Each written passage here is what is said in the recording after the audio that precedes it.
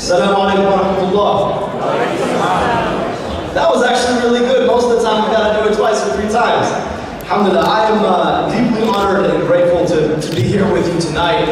I want to say how enthusiastic I am about the future of this community. This is a place that is well ahead of many Muslim communities, not Detroit. In terms of its engagement and its focus, I've had the opportunity to meet and stump with a number of exciting candidates from this community, specifically people like Dalara and Sadia and Bushra and Abdul. These should be household names in your community. Now they say if you want to cut people off from their future, you should cut them off from their history. And for me, it's always meant remembering what my history is to understand what my and our future ought to be. So I just want to share with you a bit of my own personal history. 1400 years ago, Imam Ali radiallahu anhu, he sent a letter to a man by the name of Malik al-Ashdaq. This was a man who he had appointed as general overseeing Egypt. And he told him, you have to understand something in this letter. Understand that all people are either your brothers in faith or your equals in humanity. And we know the history of Egypt. Egypt became a predominantly Muslim country. 90% of Egyptians are Muslim. And about 242 years ago, in a place called Philadelphia, a group came together and said that it was time for them to break the chains of oppression that were being launched across the sea from England. And they came together and they decided that they would found a new country in this place on the ideals that we hold these truths to be self-evident, that all people are created equal. And about 40 years ago, my father immigrated from Egypt to this country. He was the eldest son of the wisest, most intelligent person I have ever met. That was my grandmother, Su'ad. She never got to go to school. She raised her 6 kids of 8 to whom she gave birth in a 1-bedroom apartment overlooking a fish market where my grandfather, who had an 8th grade education, sold vegetables. And he knew that his path had to look different if he wanted a different life for himself and his future. And he took a bet on this America, understanding that this was a place where it shouldn't matter the color of his skin, shouldn't matter how he prayed, shouldn't matter that his name was Muhammad, that he could be just as American as anyone else. And when he came, he met and married my stepmom, Jackie. Her family had been in this country 242 years ago when those people came together and decided that they would found this new country. And I was raised in a house built by Muhammad and Jackie. And we're about a week away from Thanksgiving, and I always smile at Thanksgiving because at our Thanksgiving you've got Muhammad, who leads Salatul Jum'ah at various masajid in Southeast Michigan, and Judy, my grandmother on my stepmother's side, who's a deacon at a Presbyterian church. And most of the time we come together trying to figure out why it is that the Lions always lose on Thanksgiving, usually to your team. And so that is my history. And growing up in that household, one of the things that became very clear to me was that whether I was traveling 8 hours to get back to Egypt to hang out with my grandmother Su'ad, or traveling 20 minutes into downtown Detroit, in either of those time periods, I would travel 10 years difference in life expectancy. And I wanted to do something about that inequity. And that's why I went to medical school. And then I realized during my medical training that one patient at a time wasn't going to address the inequities that were put upon people. The structures of what dictates who gets to have access to a good school, to a grocery store, to a safe neighborhood. And that those things require one to think differently. And I decided to leave a clinical career and I moved into public health. I spent a couple of years as a professor writing about this problem, only to realize that most of the people who were reading what I was writing already agreed with what I had to say. And so I left the ivory tower of Columbia University when I got the opportunity to come home to the city of Detroit and was named health commissioner in that city. I walked into an apartment that had been shut down when the city was facing bankruptcy and state takeover. 185-year-old health department shut down in a city with a higher infant mortality rate than my father's native Egypt. And I don't know if you caught it, but I told you that my own grandmother had 8 kids that she gave birth to, only got to raise 6 of them. And yet 20 minutes from where I grew up, in a suburb that looks a lot like this one, the infant mortality rate is just as high. They shut down their health department in the city where our babies have 3-fold the probability of being hospitalized for asthma, 4-fold the probability of being exposed to lead than the state average, shut down a 185-year-old health department. And I was hired to rebuild that department, no joke. I walked into a department that had 5 city employees and 85 contractors, and we were in the back of the building where people pay parking tickets. Now I know I look a little bit young, and I was a lot younger before I decided to run for governor. So I'm walking in on my first day at work, and I want to look a little bit older, so I've grown out my beard a little bit more.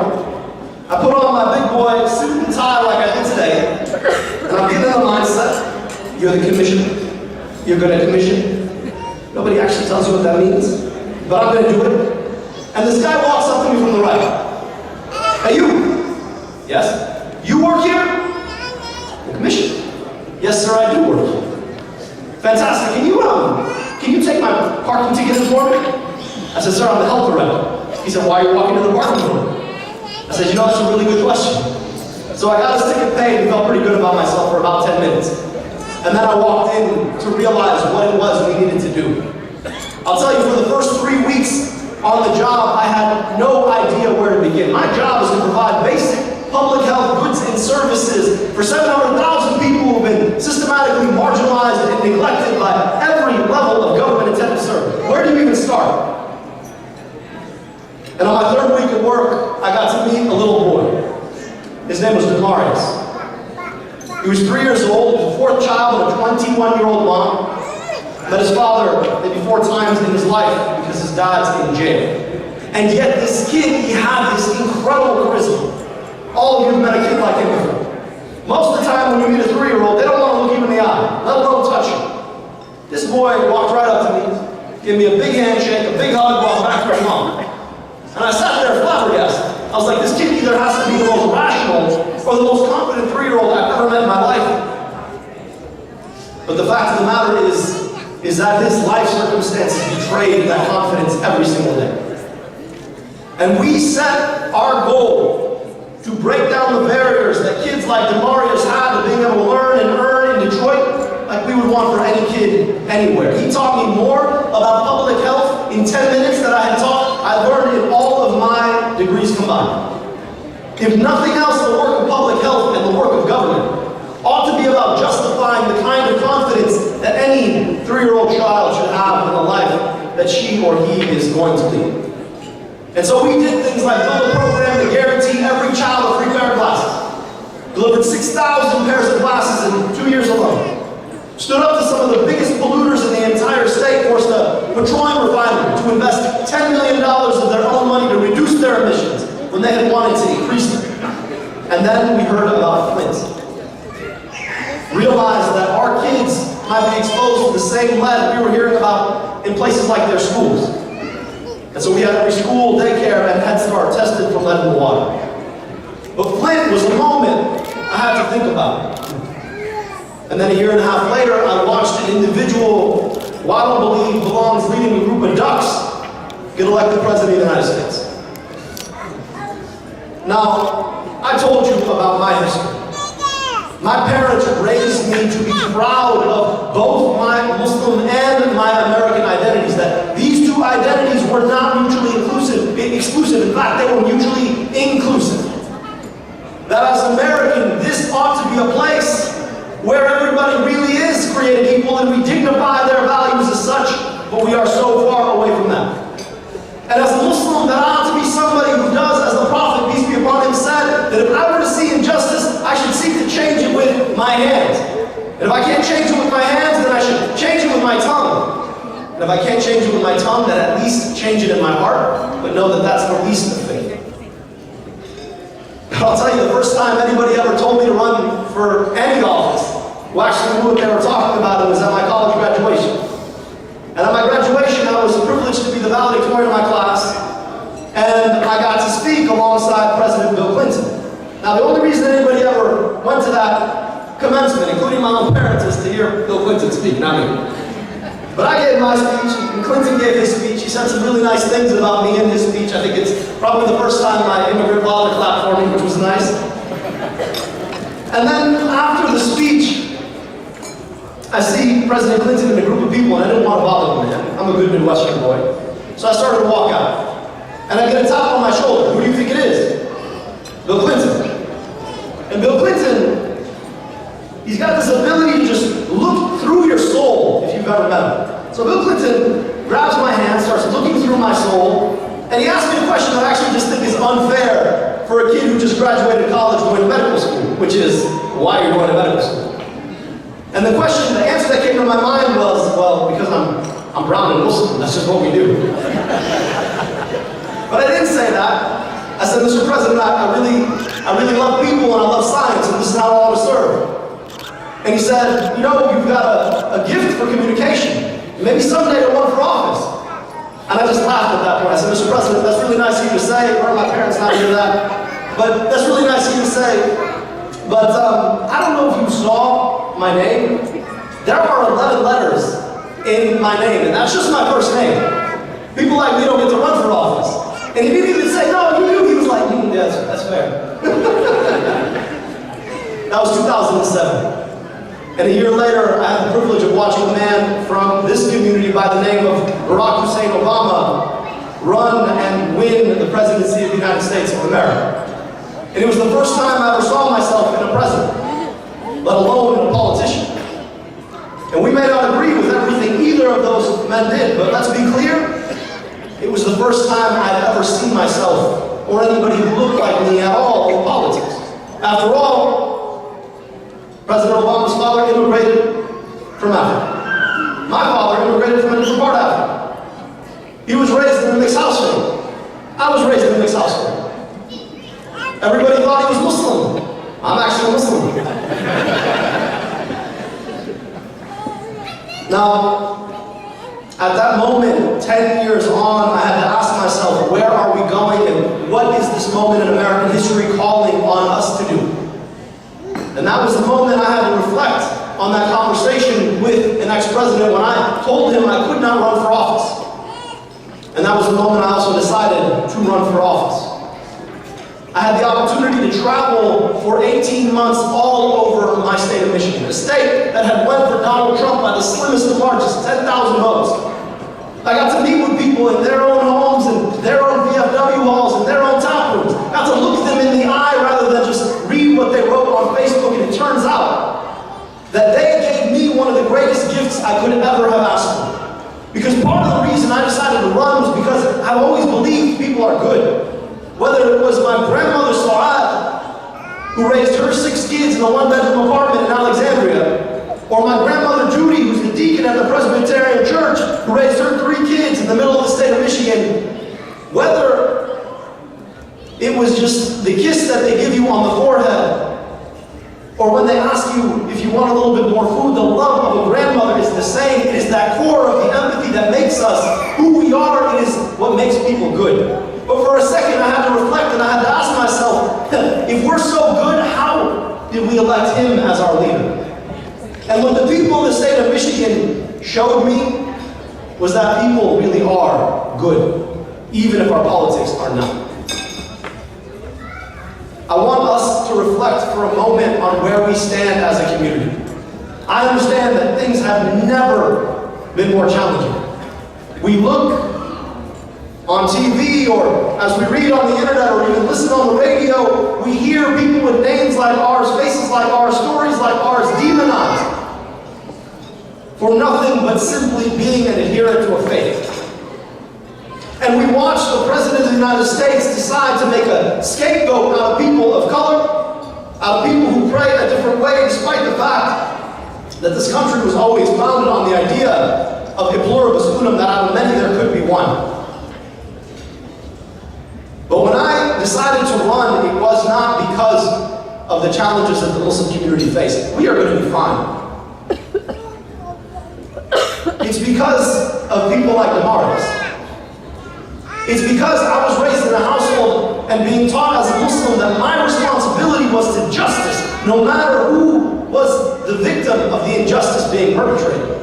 And justice in our community cannot just mean just us. It has to be about the broader responsibility of solving challenges that have to do with access to very basic things that most of the people in this room don't have to worry about. Whether or not your kid's going to get shot up on the way to school. Whether or not that kid's school is going to have 50 kids and those kids aren't even going to be able to see the board. Whether or not the water that comes out of their tap is going to poison their brains for the rest of their lives. Whether or not their grandmother, who probably provides their care, is going to even get to a hospital when her heart failure exacerbates yet again. Our responsibility is about the ideals of our faith, not just the identity of our faith.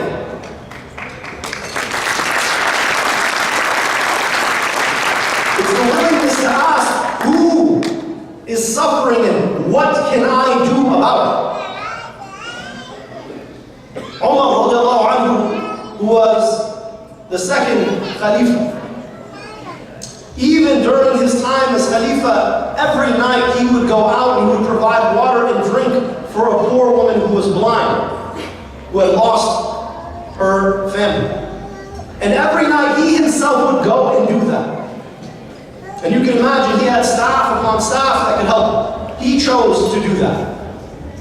As we ask ourselves how we answer these big questions that so many of us are asking, let's remember that the answer itself is in what we choose to do, what it is we choose to value. When people see Muslims, because of their faith, standing up to fight injustice, to fight poverty, to fight the lack of education, to fight against the injustices committed to women and girls all over the state, to fight against anybody who would take away the rights for anybody else, when we stand up for those fights, people will stand up for our fights.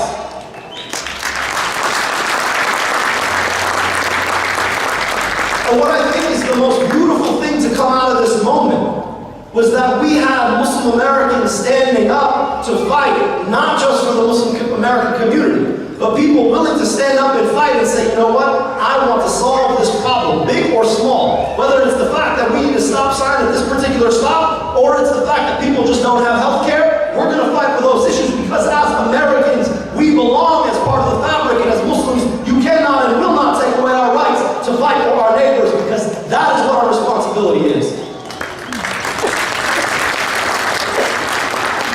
I want to finish on a note. I ran and I lost. And a lot of folks, when I say that, they're like, no, you won. No, I lost. I'm not governor of the state of Michigan. I set out to accomplish a thing and I did not win. But I do hope that some of the outcome of this is that even though I lost, we won.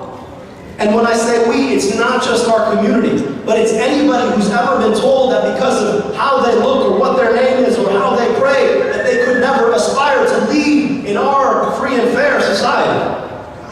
I lost, but I do believe that for all of us who lost, we all won. Our democracy won.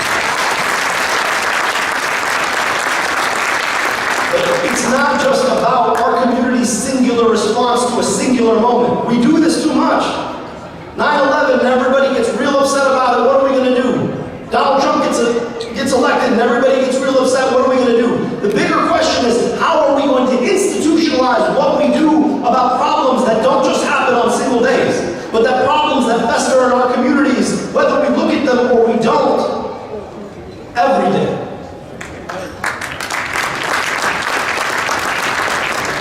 And one of the things about losing is that all of those young people who watched me run, who watched all of us run, they got to see me lose. I think that's a great thing. You know why? Because most of them are growing up in households that don't tolerate failure. That tell them that unless you follow this safe path, and unless you succeed in this very particular way, then you're not actually succeeding. And the reality of the matter is, I want them to see somebody who tried something hard and didn't succeed and got back up. And going to mean changing the way that we as a community think about what is valuable. We tell our kids, you're going to be a doctor, or you can do something else. Why? And then at the same time, at the same dinner table, we argue about why our history is being revised, our stories aren't being told. Well, it's because we're not building historians, we're not building journalists. Why nobody's fighting for our rights, we're not building lawyers. Our responsibility, where we see it, is to be a part of solving injustice broadly. And that means empowering our kids to try and maybe to fail, but to get up and try again, to do the work that matters in our society, not just to serve our communities, certainly not just to serve a pocketbook, certainly not just to serve whether or not they might get married before the age of 25, but to serve the challenges that real people face every single day. If your kid has a passion for something, nurture that passion even if they might fail. Because you know what? That failure is going to teach them way more than ever having taken a risk. So I'm deeply grateful for the opportunity to be with you tonight. And my ask of this community is that you continue to nurture your young and the young of every other community. All of us do this in different ways. All of us do it in different ways. And all of those ways matter because they reinforce the others. But when kids stand up and say, you know what, I'm going to run for this thing, you say, absolutely. What can I do to help you? Kid stands up and says, I want to be a journalist. You say, absolutely, how can I help you? A young woman stands up and says, I want to be a teacher and I want to go teach in those communities where they might not even be able to pay my paycheck. Absolutely, how can I help you? When we stand up against injustice, when we decide that our goals and our intentions are to serve in that way, I'm not worried about the outcome. Because at the end of the day, we believe in that. But we also know that we tie our hands, we do the work. And this community has so much potential. Our community has more potential than we even know. And I look forward to watching that flourish and inshallah walking that path together. Jazakumullah khair. Assalamu alaikum.